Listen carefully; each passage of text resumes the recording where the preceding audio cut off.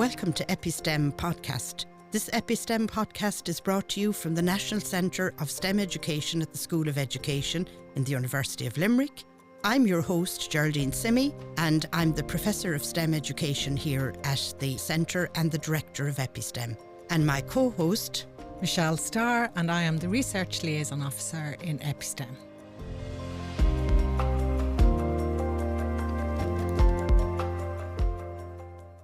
Welcome back, everybody, to our podcast. We're here today with one of the teachers and the students from Coláiste Chiaráin in Croom.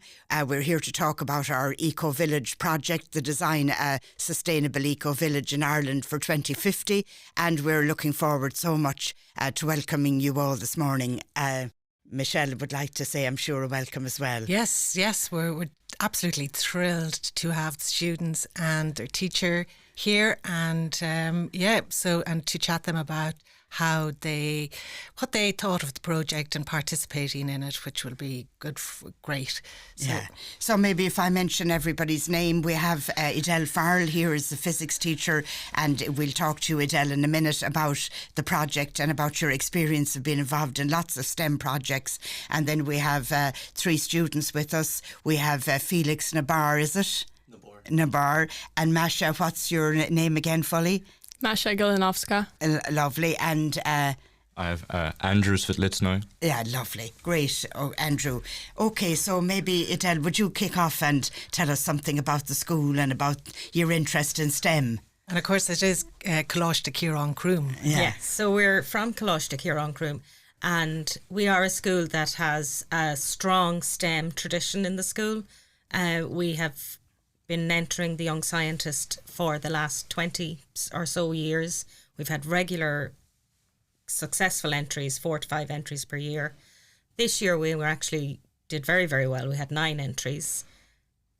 Just over a year ago we had the winning student who won the young scientist. He then went to USIS, the European Young Scientist, where he came second, and also won a special award that qualified him to go next week to Ohio, Columbus in Ohio, to take part in the biggest international science fair in the world, ICEF, and he'll be taking part in that next week. Yeah, fabulous. What I love about our project as well, that we have just finished off with the awards and everything here and that we're talking about today, is that you joined up with the arts teacher.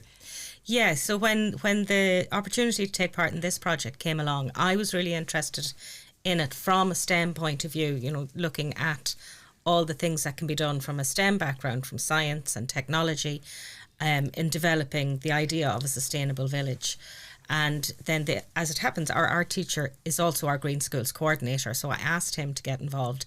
And what I found fascinating and amazing was how the arts can be integrated into the design. And he actually ended up taking an even stronger leadership role than me. Yes. And I really enjoyed working with another teacher from outside of what is traditionally STEM, and we actually became a STEAM team, which I really liked. Lovely. And his name, remind me, is Michael DeLowry. The arts teacher as well. So that's lovely. And it brought a new dimension into the whole thing. I was at a conference yesterday and they were talking about the importance of the arts and ethics with, artificial intelligence coming. They said it was like riding the lion, that we don't want to become the lunch for the lion, so that we need the ethics and we need to make sure that we're leaning into this but doing it well. So can I move to you, Masha? Do you want to talk to me about the project? What did you learn from the project?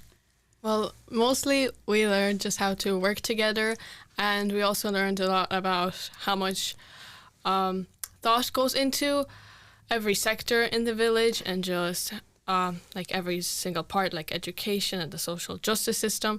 It's all very interconnected in one place, and the teamwork was also really important to everyone. Yeah, lovely. And Andrew, what was the main learning for yourself? Personally, I discovered that every person has a unique skill set that you kind of have to work with, and with decision making, not everyone can do everything simultaneously. So it's good to always have people that you can rely on. For example, Masha was very artsy. She could paint, she could model the buildings, and then Felix and I were more on the technical aspect. We were doing the website for it. We were organizing everything into kind of informational blocks, basically. That learning about all the different talents it takes to make the really good team. So I always say you don't have to finger point at anyone's failings, because everyone else is making up for your own, in a sense. Yeah, Felix, what I would say is, from observing how they worked, because they really took ownership of the project. Yeah. You know, Michael and I kind of led it to begin with. Then Michael kind of oversaw it more, but they took ownership of it, and they almost formed their own little town council. And they had someone who was in charge of resources and building materials, someone who was in charge of deciding on what their energy source would be, someone on deciding on how their education system would be set up. And they were a really well worked out team. And lovely. They just took it and ran with it. And Felix, can I ask you then, just extending from what Edel was just saying, how did you get together as a team? How did you decide who was going to be on the team, or how did that work out? So we had a group of people who like mainly worked on the village, like consistently worked on the village. So we had like a group of 5 or 6 people, and then we all decided that was going to be our council. And so they would be making our main decisions. We made them all together. If anyone had any ideas, we throw them out to us specifically. So that's how that main council group came about. It's quite clear. I mean, you got an overall award as kind of best project in when we were looking at them. But it was quite clear that you had, you'd really got it together as a team and all of that. Can I just throw out the question then about STEM knowledge? I mean, we're interested in obviously developing and growing STEM knowledge, making it matter, having it matter in today's world. Any ideas there as to how STEM knowledge can make a difference? Well, one thing we discovered when we were researching on the building aspect of our village, we looked into materials and how those play a part in eco-friendly and sustainable development. As we know, the building energy rating, BERs, we want to get as close to A1 as possible. Passive homes keep the heat in. It saves on costs. You don't have to heat it as much. So we discovered a technique called hempcrete. So you would grow hemp, and then during your concrete mixture, instead of using excavated materials which produce a lot of CO2 and just take up a lot of resources, we would just throw in hemp, which would act as insulation already within the concrete mixture, but also it was renewable because you can grow it from the ground. Okay, so a really good social justice piece there as well, kind of that building. Where did you go in terms of social justice? So social justice, we had one building for all court, police, firemen, and You thought of, I suppose, pulling a kind of a central piece there, was it? There was a lot of communal work involved where the village ran as a community. Everyone put in their piece, put in their own kind of lovely effort into it. Andrew, who are the other 2 members? You're saying there are 5. Felix had said 5. Who are the other 2? Yes, so we had Timek Baranowski. He was in charge of the building sector and just the energy sector as well, seeing how we would provide energy for our village. And we also had Anastasia Golovina. She was also part of the arts crew, you could say, that actually physically modelled the buildings. Yeah.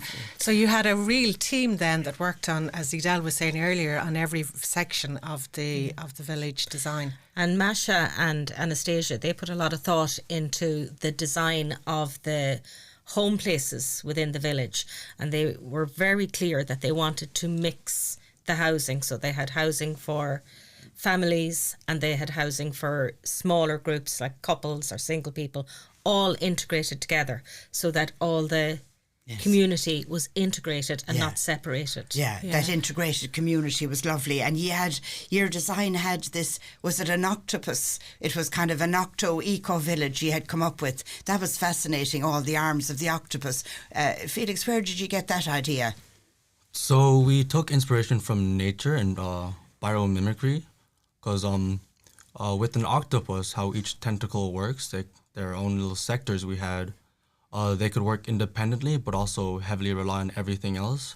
And they were connected to this central little area we had, where we had town halls and everything that would be connected to that. So everything works together. And Yes. Yes, and actually nice. the octopus is an amazing animal to study in terms of human consciousness now and everything, the comparison with consciousness. So it was an amazing choice, but it was a lovely design with all the car parking underneath the building and everything. So it was really fired your imagination.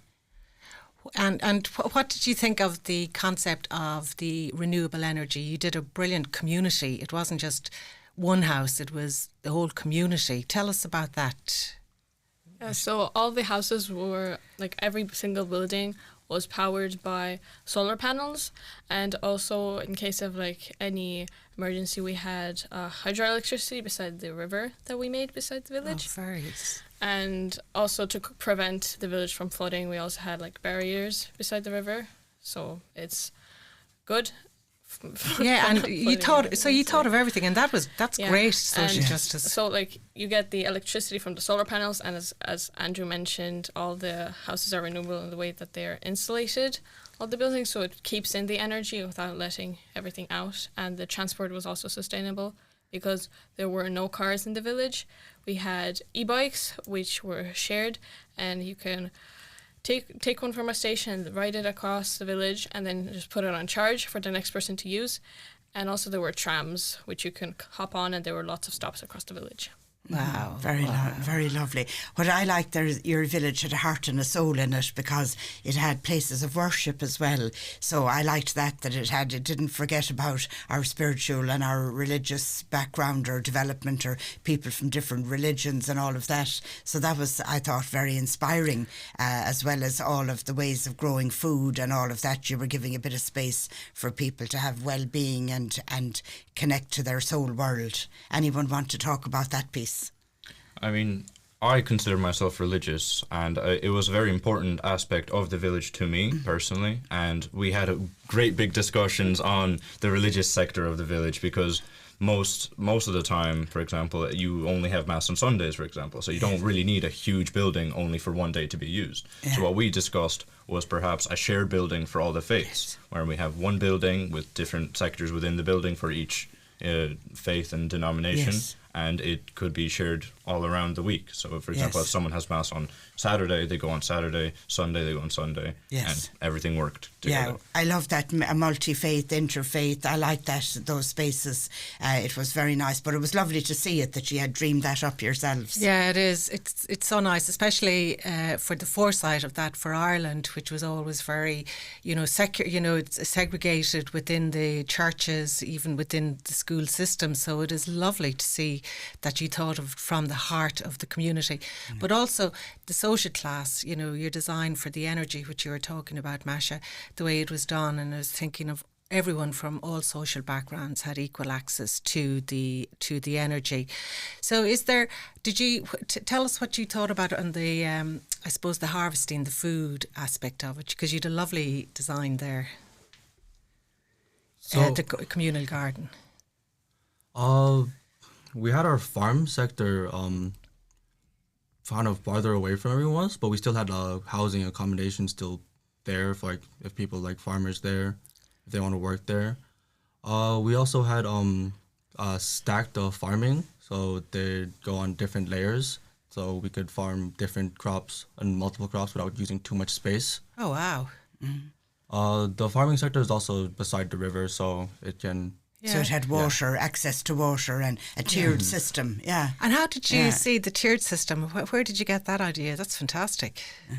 Was that something that you came across in your research? Yeah, during research, I believe it was the Netherlands or something. Yes. Due to the high population density, there's not a lot of space for farms. So what they thought of was vertical farming and buildings with rooftops. It's a brilliant idea, isn't it? Lovely. Very innovative. Yeah. Yeah, was somebody saying you had gone to the Hunt Museum? Had you gone to the Hunt Museum?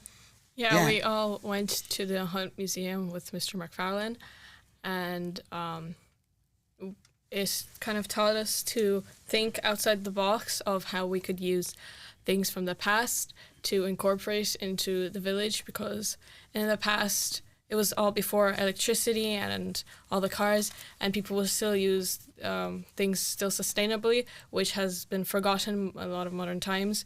And so it kind of gave us like a broader look Yes. out on like what we could Yes. use for our villages. Yeah, and you were probably meeting with Emma King there, were you, Yes, yeah. in the Hunt Museum, and they was, I suppose, inspiring, the Hunt Museum. We Yeah. brought it into the project because of the arts and the inspiration, and when they took us through some of the old historical pieces and artifacts in there, and kind of the fast fashion and all that sort of thing. That was one of the things I noticed when they came back from their trip to the Hunt Museum.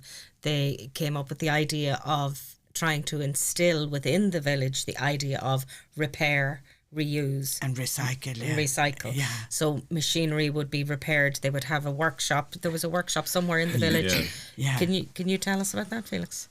So we had our trade center, which would be our main trade, would be like carpentry, mechanics, electricians. So that was in its own sector in itself. And then we even had beside our farming sector, like it was tailoring, like they produce clothes, they like repair them. And then we also put that beside our farming because they get their materials from like our sheep and also. Yes. Wow. Yeah. So the material, so that idea of clothing and everything, and of course that has gone out the window for us in terms of our fast fashion. We're kind of always between new colours every season and everything. Everything is throw away, fire it out. We've gone into such a state with fast fashion and I suppose capitalism and everything that we've lost the plot when it comes to clothing and thinking of the sheep and getting to the sheep for your clothing. Yeah, but do you know what it also Yeah. did as well, Geraldine? You took on the word, sustainability, which is a new subject, that's sustainable development coming into the curriculum. But, you took on the fact that it's, you were thinking of the renewables, the energy, which is the climate action side of it, but also the economics, the economy, and which was part of keeping a community going. And as well as the social justice. I mean, it's amazing the way you just took on everything. What did you from doing this project? What did you come out with? Did you learn things that you would never? Would you have looked into things like what the research you did during the project? I mean, we have a Green Schools Committee already within the school, and we are all members of the Green Schools Committee, and we did look at kind of sustainable development and just how that is progressing nowadays. Mm-hmm. But this project kind of, because we did all our own research, we looked at things that we otherwise wouldn't look at. For example, the hempcrete, as I talked about before. Just all of these more innovative and more renewable and sustainable ways, it kind of did open our eyes a little bit. Yeah, because housing and infrastructure and all that. Yeah. Ireland is at the moment we're in a space where this is occupying our minds at the minute. So that's wonderful that you were looking for new solutions and asking out loud, I suppose, what is sustainability? It's a question we all have to ask ourselves now. I wonder, how can we live sustainably in the world? That's a good question to be asking. What I found really interesting was when they were making the model village, they started really thinking and implementing that sustainability with the design and build of their model village, and they made sure that no materials were wasted, that no materials were bought. Everything was made from recycled or materials that were in the art room that were available for use. Yes. And when they made their template of the octopus, they used the cut-offs then to make the houses. So they implemented that idea of sustainability throughout the project. Oh yeah, wow, down to the minutest levels of what you're saying, yeah. Actually, talking about the curriculum and subject choices and all that sort of thing, I'm not saying, I don't want to put you on the spot, but I suppose I will. Masha, has the project made any difference to you in terms of subject choices after transition year now? I don't think it has, but yeah, go on. To be honest, because I feel like sustainability should be just a part of your everyday life and not just a subject choice. And I will be continuing to take part in green schools, even in further 5th and 6th year. But there's not really much subjects to it's already implemented in many subjects like geography and all the different sciences. And I just think it should sustainability should be part of your everyday life as well. Just to do it every day, because Yeah, So that's yes, a very great answer, Good actually. answer, yeah. It's actually a sustainable life across the curriculum, isn't it? Yeah. A sustainability across the curriculum, not just only in STEM or in any one particular, no one particular subject can claim to own it. How about yourself, Andrew? Have you any change there in terms of subject choices, or have you had any more thought about that? It did give me a little kind of kickstart, you could say, into delving deeper into sustainability. During the project, all of that, we had our subject choices, and it kind of got me thinking. And I even checked out the UL website, seeing if there is any sustainability kind of centered courses, and I was checking around other universities as well, just to see, is it really being pushed? Because, it's Yes. very important, especially nowadays with the buzzword sustainability, eco-friendly Yes. getting thrown out. I wanted to see if it Yes. is being implemented. Yeah, lovely. And how about yourself, Felix? This project didn't make me change my mind on any of my subjects. It made me more concrete into them. Yes, As I want to go into engineering, yes, and I think doing this project, I learned a lot more about it, yes. and I could use engineering into sustainability. You could use engineering for the greater good, for sure. I love that idea. I mean, all of the subjects can be used in that way, but it's really a mindset we're looking at, isn't it? A mindset change around the way we think of everything we do, I suppose, in the world, which is very interesting.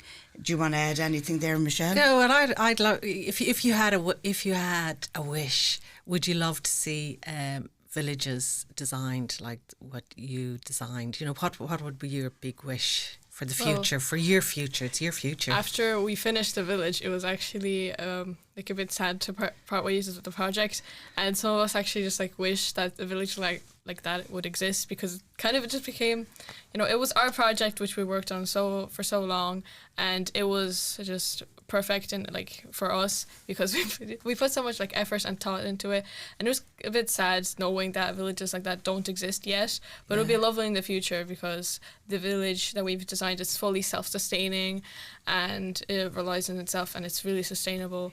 And Yeah, you use the United Nations sustainability goals, you use them to great effect throughout the project. But you're right, your project did go on display in the Hunt Museum for the month of April, and we hope that you'll bring it out and share it with parents on open nights, and we'll invite you back to have it here when the students come back to us in September at the EPI STEM Centre. We'll invite you to bring it back for us to display it here to the students who are actually doing their STEM education degrees. We have about 2,000 students who are doing student teachers here at the university, so a good number of them are doing STEM education degrees as well. So we'll definitely invite that back, your project back. So we'll try and keep a little bit of life going with it. But I like that, the ending of the group in that sense, and the energy part of it. Yeah. But I saw the energy, because I called out one Friday morning and I met yourselves and Michael, and there was a big group in the art room. I mean, it was a buzz, but it's Michael was saying that you spent a lot of time in the art room doing the project. Isn't that right, Edel? Yeah, they were there during any time of free classes they had. They were there at their break times, they were there at their lunch times. I was calling up to see how they were getting on, and I used to love just to stand back and listen to their conversations, and the discussions they were having. I was actually really surprised by how radical their ideas were. They were like, I said to them at one point, well, what if people want cars? And Andrew said, well, they can go and live somewhere else. I love it. They were very clear. They're very clear. And you're asking, what they felt about, would they love to have that village actually exist?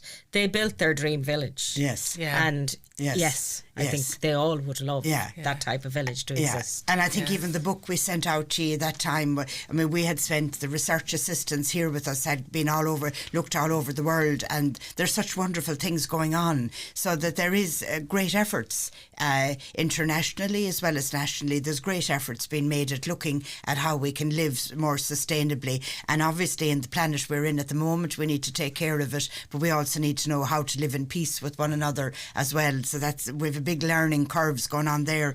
Edel, what I suppose has always struck me is about your facilitation of all the students into those STEM related related, science related areas. Why do you think you've that interest? Because you've put so many young people through, the young scientists, they've done very well and everything, but you've always put young people through. I often tell people it's my favourite part of my job. I just love to see, and as I saw with these students here, I love to see students develop their own ideas. And I think when a student researches, develops an idea that's theirs, they feel and they invest so much more into it and they learn so much from it. And then when they're given the opportunity, like they were, and the Young Scientist does and SciFest does, to then present that work to experts in the field, it just grows their confidence and grows their interest in investigating further. And I like to think that the students, you know, I've been at it now for 20 years, the students who I have mentored over the years are now using those skills that they've developed in their work lives.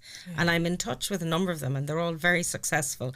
And, you know, I think Young Scientist, this project, SciFest, all involvement in these kind of projects where you're given ownership and you're given the opportunity to present to experts really develops a passion and a love for what you're doing. You can see that curiosity and passion and love, and you can see all the skills of communication. And so you're kind of providing that the environment for all of that to blossom, which is fabulous. We'll go around and just maybe check, has anyone got any one last? Can I have just one final question for me? Michelle. I want to ask you, just following up from what Edel was saying about presenting to experts or presenting to, you know, the public in general. How did you enjoy the award ceremony today in UL, which was at the end of March, where you were showcasing your projects and discussing them with the mayor or the with the deputy for the mayor, deputy for the mayor, and with other, lecturers and students and everyone, researchers around UL who came to visit? I think most of us enjoyed it because we had an opportunity to showcase everything that, or like most things that we have learned, or just demonstrating every little aspect of our village. And we almost came up with like a scheme of talking as well, just someone talking about like their sector first and then the general basis, and then pass it on to someone else, and then another person. Great just teamwork. Everyone who gets who was involved in their own sector got to talk about what they did. Yeah, we had all the partners here that day. We had our Limerick Education Support Centre and the Hunt Museum people and all of the local enterprises that helped us, as well as our own colleagues in the School of Education, and everybody was impressed, and going around to the tables they knew well that you were well able to communicate. So if we do one quick run around, is there any final comment you'd like to make about the project or about your participation in it? I'd just like to thank Ms. Farrell for introducing us students to this project, because as we've all already demonstrated, it was a passion project. We loved working on it, and as Masha said, it was sad to see it go, and I'd love to see more of this more practical environments for that STEAM education. Yes, wow. Lovely. And would you like to say, what would your final comment be, Masha? My final comment would be just it's about how much we enjoyed working in a team with so much people. Our team was quite large, and we had obviously the small council, but everyone who got involved, everyone enjoyed it, and it was great working with a wide amount of people. I believe there was voting and everything in your council. Yes, lots of it. Lots of voting going on. Okay, Felix, what's your comment? I enjoyed just the project overall, just all the thinking about everything, all the new things I learned. It was very fun to do the project with everyone. The new skills I learned, my leadership and communication skills definitely improved. Very good. And everyone else is just lovely. Amazing job from him. Yeah, well, you did a reflective project for us, and you did a video that inspired you. You designed an artefact. You learned how to work well together. There was a lot of different strings to your bow, really, as a result. Edel, do you want to say a few words to finish? Yeah, I really enjoyed it because seeing the arts being incorporated into what essentially was a STEM project, I just it opened my eyes, because I live in a very little kind of closed off STEM world. So I really enjoyed that, and I really enjoyed Michael DeLowry, who took the leadership really with, you know, giving over that space in his room.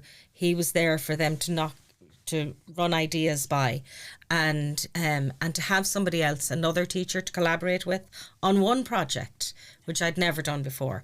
That was really inspiring, and I really enjoyed that. Yeah, lovely. Very good. Lovely. Michelle, do you want to finish No, with a I few think words? that I've asked my final question. Yeah, I think okay. we'll let Yeah. it go, because you Yeah. know, Okay. keep everyone here. And I So- know you have a very busy day ahead. Yeah, so I suppose we want to say thanks to everyone from Coláiste Chiaráin Croom to being with us today. I think it's a very exciting time to be involved in sharing this story of investigation, particularly with all the new science curricula that are coming, and then the new subject on sustainability and climate action into the senior cycle and everything. So thank you all very much for coming to be with us. Pass on the EpiSTEM podcast now to all your friends, get them all listening. And isn't the word subscribe, isn't that what everyone has to do? Yeah. Subscribe. Don't forget to hit subscribe. Thanks very much. Thank you. Thank you. Thank Thank you. you. Thank you. And we'll be played out so with some music today. We have Azar Mahmood, who's a world music student here in the Irish World Academy of Music and Dance. Ayaz is actually a singer and a songwriter. So I'm looking forward now to Azaz and what he's going to offer us today for our musical interlude.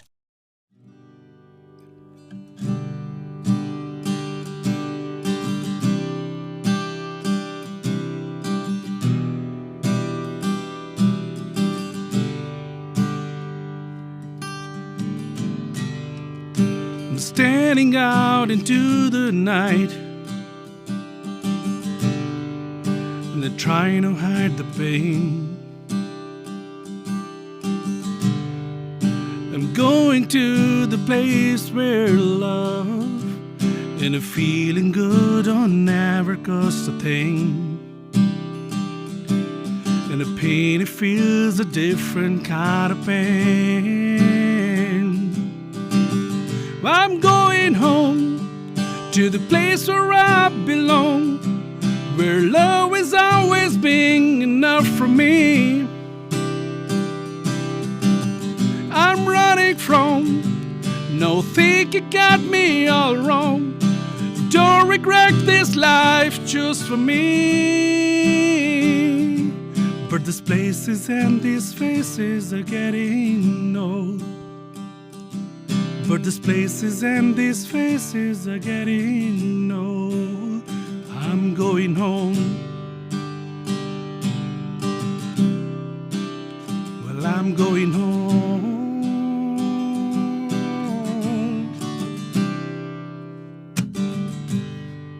The miles are getting longer, it seems. The closer I get to you. Not always been the best man, a friend for you, but love remains true. I don't know why. Always seem to give me another try. I'm going home to the place where I belong, where love has always been enough for me. I'm running from no think you got me all wrong. Don't regret this life just for me. But these places and these faces are getting old. But these places and these faces are getting old. I'm going home.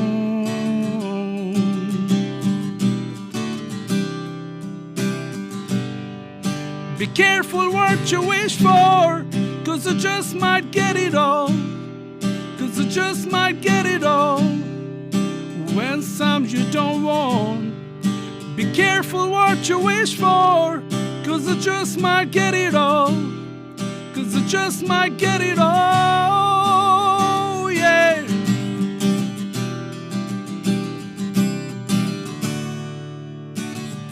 I'm going home to the place where I belong, where